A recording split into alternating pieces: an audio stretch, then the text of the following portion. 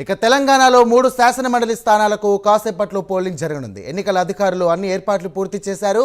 ఉమ్మడి మెదక్, నిజామాబాద్, ఆదిలాబాద్, కరీంనగర్ జిల్లాల పట్టభద్రుల నియోజకవర్గంతో పాటు ఉమ్మడి వరంగల్, ఖమ్మం, నల్గొండ జిల్లాల ఉపాధ్యాయులు నియోజకవర్గ కలిపి 90 మంది అభ్యర్థులు పోటీ చేస్తున్నారు. ఇక 3 స్థానాల్లో ఓటింగ్ కోసం 973 పోలింగ్ కేంద్రాలను ఏర్పాటు చేశారు. సీసీ కెమెరాల నిఘాతో పాటు కంట్రోల్ రూమ్ నుంచి నిరంతర పర్యవేక్షణ చేయనున్నారు. పట్టభద్రులు, ఉపాధ్యాయుల ఓటర్లుగా ఉన్న కేంద్ర రాష్ట్ర ప్రభుత్వ ఉద్యోగులకు ప్రత్యేక సెలవును ఈ సందర్భంగా ప్రకటించారు.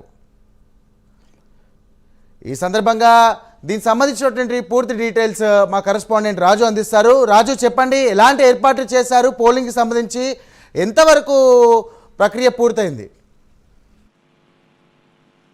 ఎమ్మెల్సీ ఎలక్షన్ లో భాగంగా కరీంనగర్, ఆదిలాబాద్, నిజామాబాద్, మెదక్ ఉమ్మడి జిల్లాల గ్రాడ్యుయేట్ స్థానానికి మొత్తం 56 మంది అభ్యర్థులు పోటీలో ఉండగా టీచర్ ఎమ్మెల్సీ స్థానానికి 17 మంది అభ్యర్థులు పోటీలో ఉన్నారు. మరికొద్ది సేపట్లో 4 ఉమ్మడి జిల్లాలో పోలింగ్ ప్రారంభం కానుంది. అంటే ఇప్పుడు 8 గంటల నుంచి సాయంత్రం 6 గంటల వరకు పోలింగ్ జరుగుతుంది. ఆ పోలింగ్ ముగిసిన అనంతరం అన్ని జిల్లాల నుండి బ్యాలెట్ బాక్సులను కట్టుదిట్టమైన భద్రత మధ్య కరీంనగర్ లోని అంబేద్కర్ స్టేడియంలో గల రిసెప్షన్ సెంటర్ కు తరలిస్తారు. పోలింగ్ కేంద్రాల వద్ద పటిష్ట భద్రతతో పాటు 144 సెక్షన్ కూడా అమల్లో ఉంటుందని పోలీసు చెప్తున్నారు. సీసీ కెమెరాల నిఘాలతో పాటు కంట్రోల్ రూమ్ నుండి నిరంతర పర్యవేక్షణ ఉంటుందని వివరించారు.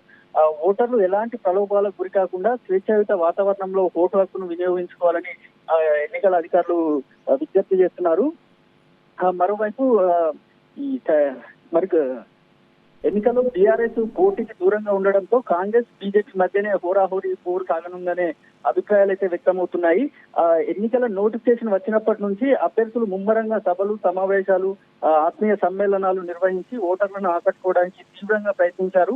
ప్రస్తుతం జరుగుతున్న ఈ ఎమ్మెల్సీ ఎలక్షన్స్ సాధారణ ఎమ్మెల్యే, ఎంపీ ఎలక్షన్స్ ని తలపించే విధంగా మారటం తీవ్ర చర్చనీయాంశంగా మారింది. కాంగ్రెస్ పార్టీ పట్టభద్రుల ఎమ్మెల్సీ అభ్యర్థి వి నరేందర్ రెడ్డిని గెలిపించాలని కోరుతూ సీఎం రేవంత్ రెడ్డితో పాటు ఇటు టీపీసీసీ అధ్యక్షుడు మహేష్ గౌడ్, మంత్రులు, ఎమ్మెల్యేలు పెద్ద ఎత్తున ప్రచారం నిర్వహించారు.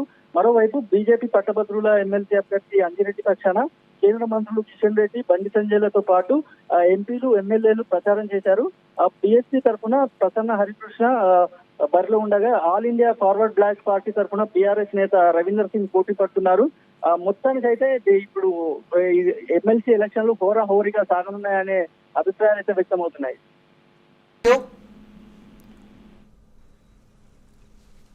Right, thank you Raju.